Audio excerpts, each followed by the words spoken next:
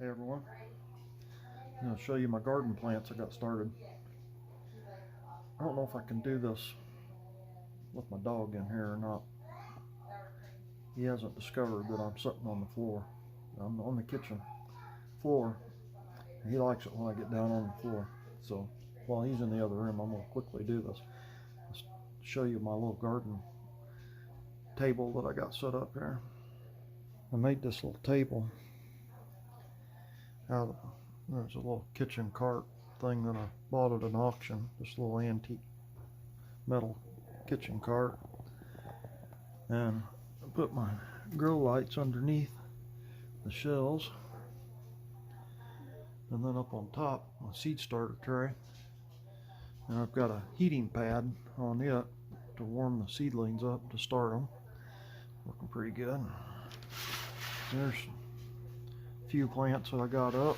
There's some couple tomatoes and some peppers in there.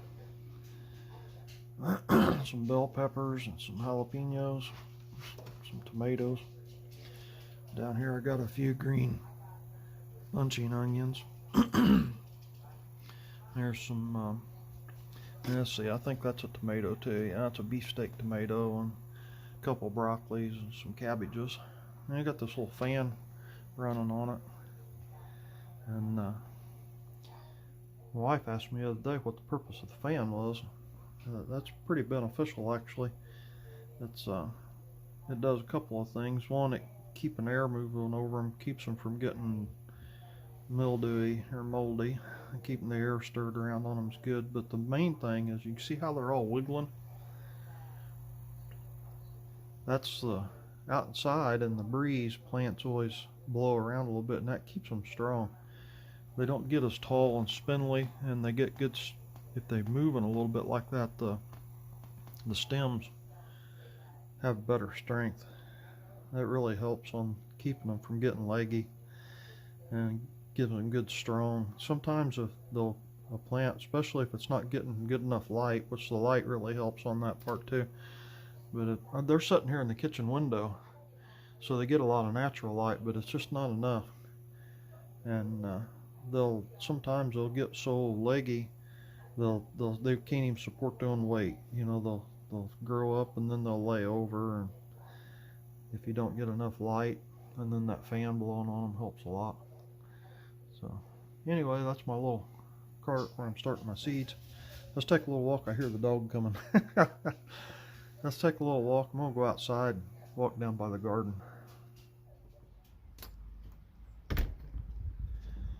Okay, it is kind of a cold, yucky winter day today.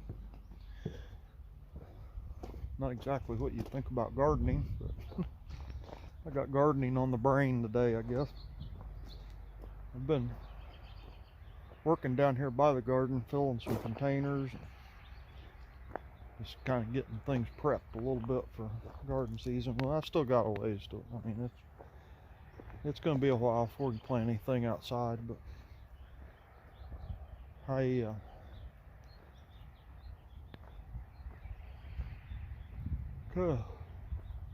get a little cabin crazy, I guess. I retired early December, which is good that I didn't have to get out in it this winter and scoop snow like I did and work outside and do things like I did. I enjoy not having to go to work on a winter day, but at the same time, I got a lot of things around here that I'm wanting to do, and I can't wait for spring to get here where I can get out and do some of it. I've been doing a little bit on the warm days, but anyway, here's a quick peek at my garden. This is the first shot for this year, I guess. As the year goes on, I'll show you planting stuff, things growing. All them tires, fill them. I've been filling some of them with fresh compost. That'll be probably my peppers and some tomatoes. And then those big blue barrels down there, that's my compost operation where I make my compost. And then this square here, rectangle, is my main part of my garden. These containers along the front. But about half of this big square I'll plant sweet corn. I'm not sure what I'll use these sweet potatoes and potatoes probably in these big containers down this side. I'm not for sure yet how I'm going to lay it all out. But I am going to try something a little different with the sweet corn patch this year. I'm going to do the Three Sisters things where I'm going to try that and see how it works. That's not really cramped for space, so it's no big deal, but it's something people do when they have a small area to garden in, and you want to kind of double or triple duty the same space. But they'll plant there's corn first, and I'm going to do that like in this half down here at this end of the garden. About half of that I'm going to plant in. I'll probably get like 1, 2, 3, 4, 5, 4 or 5 rows of sweet corn, and it's not very far across there. It's probably about 15 feet wide, so about a 15-foot square, 15 by 15 foot, somewhere in that neighborhood. I'm going to plant in some little rows of sweet corn, and then as soon as the sweet corn gets up about a couple inches or so, when it's established and obviously going, well, then you come back and right at the base of every stalk of sweet corn you poke a bean seed in. Green beans, pole beans, they have to be climbers. So plant a green bean at the base of each one of them, and then the corn's got enough of a head start on the beans that it's growing and going up before the green bean starts growing, and then when the bean grows, it'll vine and grow up the stalk of corn like a trellis. So your bean's growing up the stalk of corn, and then underneath, as soon as the bean comes through the ground, then in between the rows on the ground, you plant some kind of melons, and it works like a ground cover to keep the weeds down. And so the melons grow around in between the rows, cantaloupes or squash or something like that you plant on the ground. And so they call it the Three Sisters, the corn, beans, and squash. And I thought, heck, just for fun, I'm going to try it and see how it works. It might be a big mess, I don't know. But anyway, that's something we come back, check later, and see how it goes. That's what we're doing in the garden this year. And so anyway, today I've got a load of scrap aluminum stuff that on the back of my truck. Since I retired, when it does have a warm day and I can get out and mess around here, I'm doing an awful lot of cleaning up. This place has really been kind of let down. Seems like all I can do is work on the weekend, and you never get always something to do, and it just gets junkier and junkier around here. And so I'm going on a big cleanup mission, and I've hauled stuff just to trash off, and hauled a bunch of stuff to a consignment sale and got rid of a bunch of stuff here.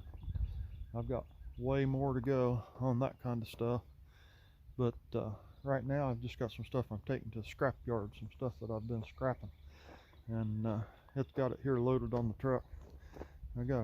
I loaded it up, and then it's supposed to rain last night, so I stretched that tarp down over the back of my pickup. I'm going to get the tarp off of it, and then I'll show you what I'm taking to the scrap yard today. Okay, this is what we're taking. Mostly aluminum.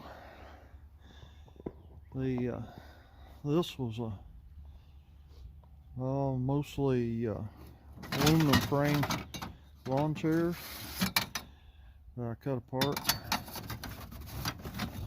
Scrapped all the aluminum off them old junky lawn chairs. There's some more. I didn't get to them over there. Them will go on the next load, but like them, just a bunch of old junky lawn chairs that I had laying around. And a couple of aluminum grill tops, and them bags has got some aluminum cans in them. I'm a cancer survivor, and there's a program. I'll probably stop if I think about it and throw these aluminum cans. I'm not going to take them to the salvage yard.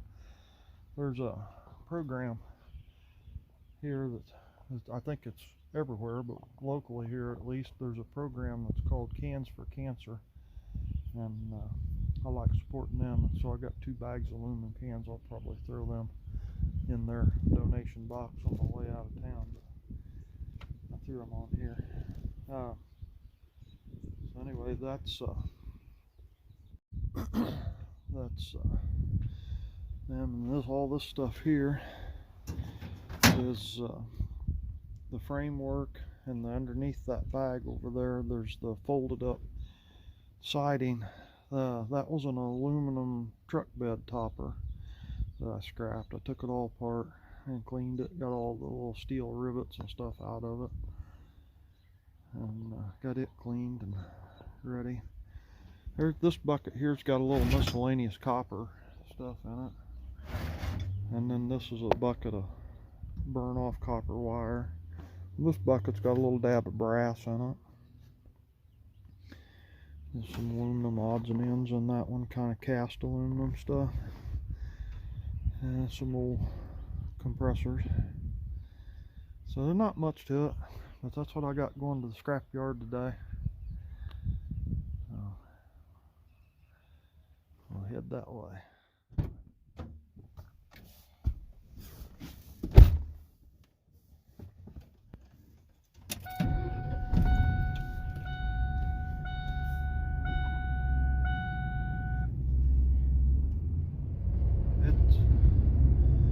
I'm not gonna try to video and drive at the same time, so next shot you'll see we'll be pulling into the junkyard, but it's about a 30-minute drive, something like that away.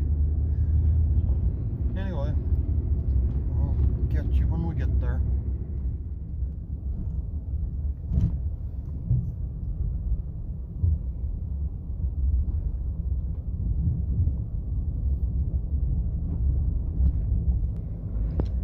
Okay, here we are at the junkyard.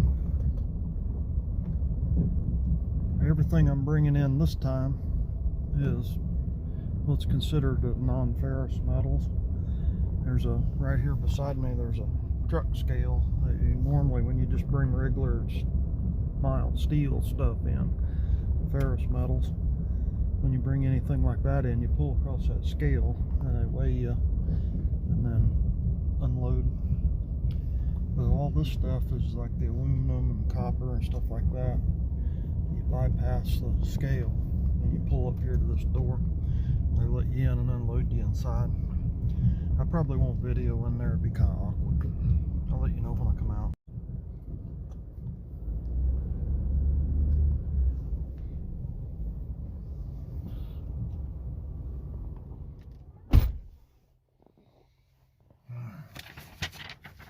Holy cow. I did all right. I was pleasantly surprised. I made over $200 for that little load of stuff. Normally the scrapping is not really what you call a paying proposition. I figured it up one time. I brought this steel stuff over, and I had over 1,000 pounds of metal on the back of this truck. And by the time I figured all the time that I had involved in preparing it and loading it and the gas to drive over here, and then what I made, my hours it was involved, I figured I made about $1.35 an hour. So like, it wasn't worth it, but got a little cash back, and you know, it helped clean up around the shop. This stuff today was, oh my gosh, that bucket of copper wire, that's what done it. There was 40 pounds of copper in that one 5-gallon bucket. That one 5-gallon bucket was worth $128 by itself.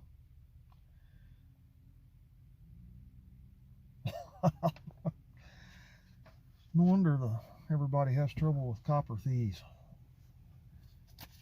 Yeah, I had no idea it'd be worth that much. I didn't think there was that much weight in that bucket either. That bucket weighed 40 pounds. $3.20 a pound for $128. That was alright. And all that aluminum, I had a little bit of brass in one of them buckets. It done really well too. Little bit of brass, wasn't very much in the bucket, and it was worth $19.35. So done really well on the brass too. And all that aluminum, they split that up in, there's like 3 or 4 different grades. And a little bit, I don't know why they don't just lump it all together and give you one price, because all the prices are pretty close together. It's like one kind's worth, aluminum's worth 43 cents. Another kind of aluminum that's worth 50 cents. Another kind of aluminum that's worth 38 cents. I don't know how they grade it. I just had it all mixed together, and they separated it out for me in there. It's a wonder they didn't just give me the cheap price. They spent quite a bit of time sorting my stuff for me in there, so that was a pretty good deal. But anyway, we made a little over $200. It was worth the morning. Alright, so that's going to do it for today's video, I think. I'm going to head back home. I don't know what else to say. I just thought I'd share with you what I was doing this morning. Appreciate the views. Thanks for watching.